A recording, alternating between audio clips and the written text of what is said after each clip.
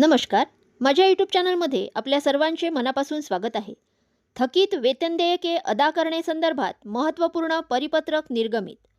थकीत वेतन देयके अदा करण्यासंदर्भात महत्त्वपूर्ण परिपत्रक निर्गमित करण्यात आले आहेत. काय आहे परिपत्रक जाणून घेऊयात सविस्तर.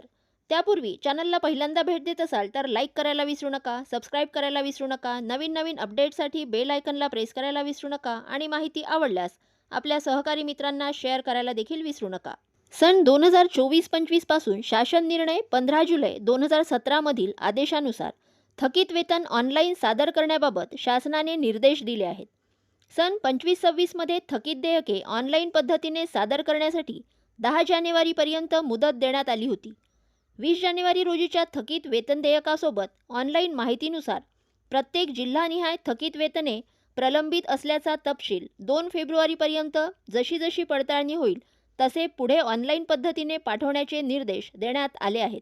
त्यानंतर सन 2025-26 या आर्थिक वर्षासाठी थकीत वेतने मान्यतेसाठी स्वीकृत केली जाणार नाहीत. तसेच विलंबामुळे देयके अदा होण्यास अडचण निर्माण झाली तर सर्वस्वी जबाबदारी संबंधित आस्थापन प्रमुख यांची राहील, असे नमूद करण्यात आले आहे. या संदर्भात सविस्तर परिपत्रक निर्गमित करण्यात आले आहे.